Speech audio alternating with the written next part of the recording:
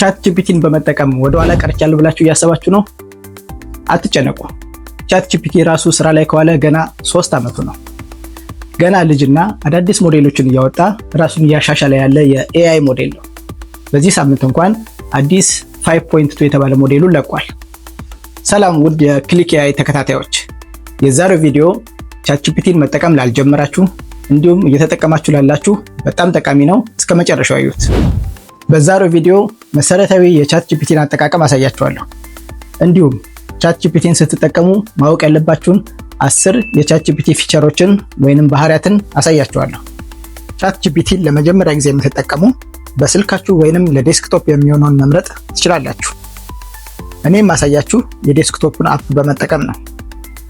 ያንን ለማድረግ ጉግል ላይ ቻት ጂፒቲ ፎር ዴስክቶፕ ብላችሁ ሰርች በማድረግ የራሱን የቻት ጂፒቲን ዌብሳይት chatgpt.comን ትመርጣላችሁ።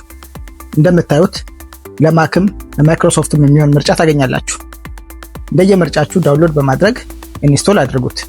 ኢንስቶል አድርጋችሁ ስትጨርሱ በመጀመሪያ የምታገኙት ፔጅ ይህን ይመስላል። የመጀመሪያችሁ ከሆነ በጉግል ኢሜል ወይንም በዩዘር ኔም እና ፓስወርድ ሳይን አፕ ማድረግ ትችላላችሁ። ሳይን ኢን አድርጋችሁ ስትጨርሱ በመጀመሪያ የምታገኙት የቻት ጂፒቲ ፔጅ ይህን ይመስላል። መሃል ላይ ከቻት ጂፒቲ ጋር የምናወራበት ቦታ አለ። በግራ በኩል ደግሞ የተለያዩ ፊቸሮች አሉ። አንድ በአንድ እናያቸዋለን። በነገራችን ላይ ቻት ጂፒቲ በነፃ የምትጠቀሙት አፕ ነው። ዛሬ የማሳያችሁ ሙሉ ለሙሉ የሚያተኩረው የነፃ ቨርዥን ላይ ያሉትን ባህሪያቶቹን ወይንም ፊቸሮቹን ነው። ቻት ጂፒቲን ለመጀመሪያ ጊዜ የምትጠቀሙም ሆነ እየተጠቀማችሁ ያላችሁ በመጀመሪያ ማድረግ ያለባችሁ ሴቲንግ ውስጥ ያሉ አንዳንድ ባህሪያቶችን ወይም ፊቸሮችን ማስተካከል ነው። ያንን ለማድረግ በግራ በኩል ከታች ስማችሁ ያለበት ቦታ ላይ ክሊክ ታደርጋላችሁ። ከዛም ሴቲንግ የሚለው ውስጥ ትገባላችሁ። ሴቲንግ የሚለው ውስጥ ካሉት ውስጥ በጣም ጠቃሚ የምላቸውን አንድ በአንድ አሳያችኋለሁ። የመጀመሪያው ዳታ ኮንትሮልስ የሚለው ነው። እዚህ ውስጥ ከቻት ጂፒቲ ጋር የምትለዋወጧቸው ማንኛቸውን መረጃዎች ቻት ጂፒቲን ለማስተማር ወይንም ለማሻሻል ጥቅም ላይ ይዋሉ አይዋሉ የሚለውን የምትወስኑበት ነው። እንደምታዩት ባይ ዲፎልት ኦን ነው። እንደ ምርጫችሁ ኦፍ የማድረግ መብት አላችሁ።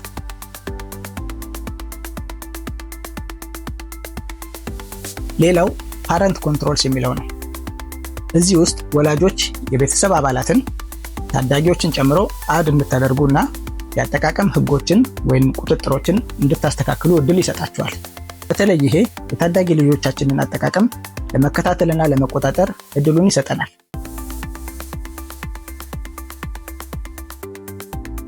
ሌላው ወሳኝ የሚሆነው ሴቲንግ ፐርሰናላይዜሽን የሚለው ነው።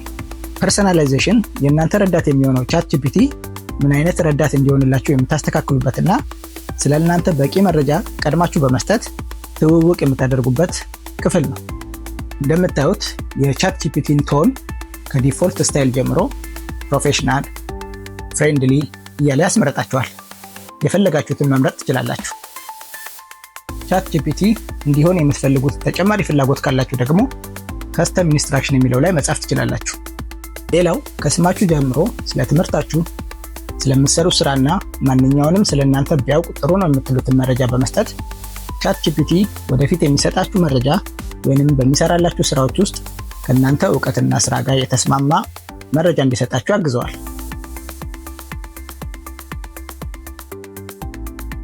ቻት ጂፒቲን ስንጠቀም ማወቅ ካለብን ነገሮች መካከል የመጀመሪያው ቻት ጂፒቲ ያወራችሁትንና የጠየቃችሁትን ሁሉ ቻት ሂስትሪ ማለት ነው በግራ በኩል እንዲህ በመዘርዘር መዝግቦ ያቆይላችኋል።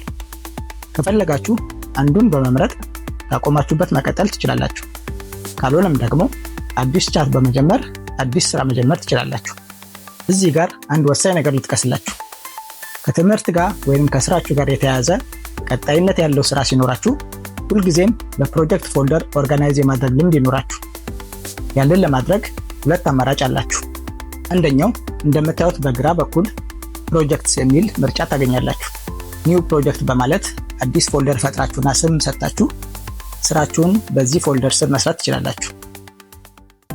ሁለተኛው መንገድ ደግሞ ፕሮጀክት ፎልደር ሳትፈጥሩ ከሆነ ስራ የሰራችሁት ስራችሁን ሰርታችሁ ስትጨርሱ ሴቭ ኢት አስ ኤ ኒው ፕሮጀክት ብላችሁ የፕሮጀክት ስሙን ሰጣችሁ ቻት ጂፒቲ ስራችሁን ራሱ ፎልደር ፈጥሮ ስያሜ ሰጥቶ ሴቭ እንዲያደርግላችሁ ማዘዝ ትችላላችሁ።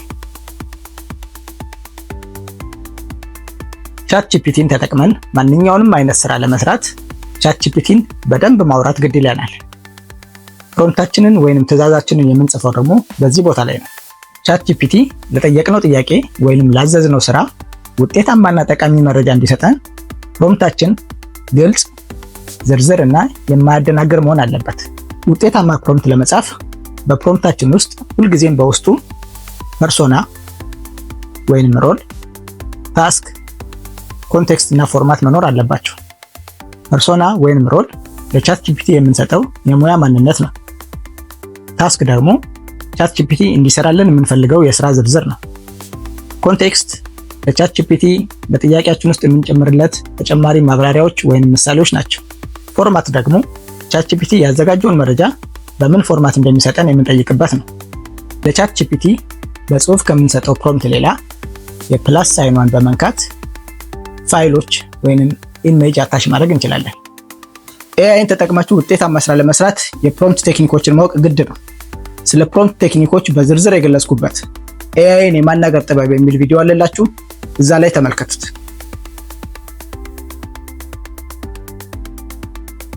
ፕሮምፕታችሁን በጽሁፍ መስጠት በማትችሉበት ሁኔታ ደግሞ እነዚህን በቀኝ በኩል ያሉትን የድምጽ ፊቸሮች መጠቀም ትችላላችሁ። እነዚህን የድምጽ ፊቸሮች በሁለት መልኩ መጠቀም ትችላላችሁ። መጀመሪያ ላይ ያለውን የማይክሮፎን ምልክት በመንካት ትዕዛዛችሁን ለቻት ጂፒቲ በድምጽ ዲክቴት ማድረግ ትችላላችሁ። ትዕዛዛችሁም ከድምጽ ወደ ጽሁፍ ተቀይሮ ለቻት ጂፒቲ ይደርሰዋል። እስኪ በምሳሌ እንየው። Tell me about ChatGPT 5.2.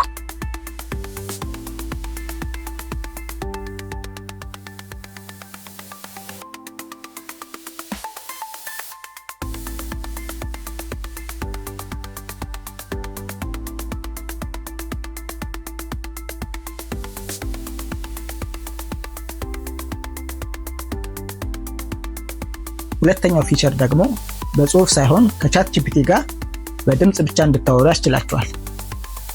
እናንተም ትዕዛዛችሁን በድምጽ ታስተላልፋላችሁ፣ ቻት ጂፒቲን በድምጽ ይመልሳል።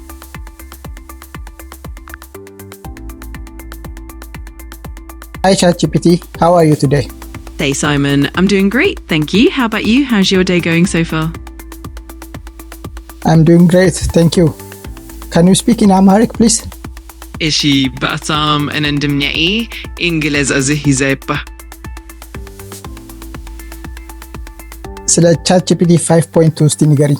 እንደ ChatGPT 5.2 ስለ ከንተሊዛ በሲማራም ChatGPT 5.2 in እንግሊዝ ጋን ስለ ሲነጋው ለሃምሳጅ እንደምበክ ሞኖኒ። እሺ በጣም አመሰግናለሁ። እሺ በጣም አመሰግናለሁ ኤክሲለንት ነገር ፖልተሰማ። ChatGPT በተለያዩ ቋንቋዎች ማውራት እንዲችል ተደርጎ የተሰራ ነው። አማርኛ ላይ ግን እንደምታዩት ገና ብዙ ማሻሻያ ይፈልጋል።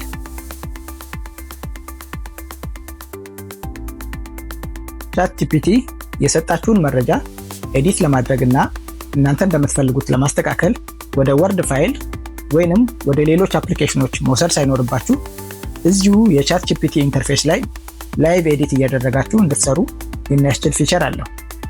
ካንቫስ ይባላል። ChatGPTን በካንቫስ ሞድ ለመጠቀም የፕላስ ምልክቷን እንነካለን። ከዛም ሞር የሚለው ውስጥ በመግባት ካንቫስ የሚለውን እንመርጥለታለን። እንደምታዩት ChatGPT ካንቫስ ሞድ ላይ ነው። አሁን የምሰጠውን ትዕዛዝ መልስ ኮፒ፣ ኤዲት፣ ዳውንሎድ የማደርግበትን ምርጫ ሰጥቶኛል። ኤዲት የሚለውን ስነካ ስክሪኑን ለሁለት በመክፈል በግራ በኩል ፕሮምፕት መጻፊያውን፣ በቀኝ በኩል ደግሞ ላይቭ ኤዲት የማደርግበትን ፊቸር ሰጥቶኛል። አሁን የሰጠኝ መልስ ላይ ቀጥታ የኔን ሐሳብ መጨመር ወይንም መቀነስ ወይንም ኤዲት ማድረግ እችላለሁ ማለት ነው። የፕላስ ምልክቷን በመንካት ደግሞ ሙሉ ፓራግራፉን ኤዲት ማድረግ ወይንም የምትጨምሩት ፕሮምፕት ካለ ደግሞ ለፓራግራፉ ብቻ የሚሆን ፕሮምፕት ከጎኑ እንድትጽፉለት ያስችላችኋል። በዚህ መንገድ ካንቫስን በመጠቀም ላይቭ ኤዲት አድርጋችሁ የምትጨምሩትን ጨምራችሁ የምትቀንሱትን ቀንሳችሁ እንዲሁም ChatGPT የሚያስተካክለውን በተጨማሪ ፕሮምፕቶች አስተካክላችሁ ዶክመንታችሁን ኮፒ፣ ሼር ወይም ዳውንሎድ ማድረግ ትችላላችሁ። ኮኔክተርስ የቻት ጂፒቲ ወሳኝ ከሚባሉ ፊቸሮች መካከል አንዱ ነው። ኮኔክተርስ ቻት ጂፒቲን ከሌሎች ሰርድ ፓርቲ አፖች ጋር በማገናኘት ለሚሰጣችሁ መልስ ወይንም ስራ ከነዛ አፖች ጋር መረጃን ሼር እንዲያደርግ ወይንም መረጃን እንዲወስድ ያስችለዋል። ለምሳሌ ፋይል አታች ስታደርጉ ኮምፒውተራችሁ ውስጥ ካለው ፋይል ይልቅ ጉግል ድራይቭን ተጠቅሞ እዛ ውስጥ ካለ ፋይላችሁ እንዲያመጣ ወይንም ጉግል ድራይቫችሁ ላይ ካሉ ፋይሎች መረጃን እንዲወስድ ኮኔክት ማድረግ ትችላላችሁ። ሌላ ምሳሌ ደግሞ ቻት ጂፒቲን ከጂሜል ኢሜይላችሁ ጋር በማገናኘት በየቀኑ የሚላኩላችሁን ኢሜይሎች አንብቦ ሰመራይዝ እንዲያደርግላችሁ ልጠይቁት ትችላላችሁ። እንደምታዩት እነዚህን የመሳሰሉ አፖች ኮኔክት ማድረግ ትችላላችሁ።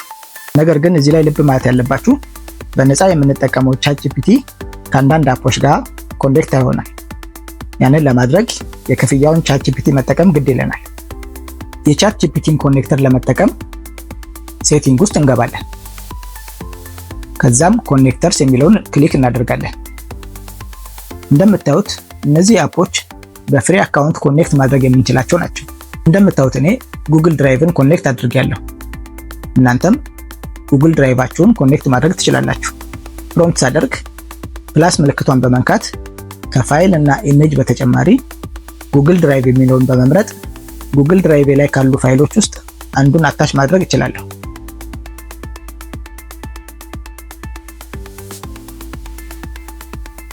በዘጠነኛ ደረጃ የምንመለከተው ስለ ካስተም ጂፒቲስ ነው። ካስተም ጂፒቲስ የሚባሉት እንደ ቻት ጂፒቲ ያሉ ኤአይ ሞዴሎች ሆነው ከቻት ጂፒቲ የሚለዩት በአንድ ስራ ላይ ብቻ ኤክስፐርት የሆኑ መሆናቸው ነው። ኦፕን ኤአይ ከተለያዩ ካምፓኒዎች ጋር በመተባበር ለተለያየ ስራ የሚሆኑ ብዙ አይነት የካስተም ጂፒቲዎችን አቅርቦልናል።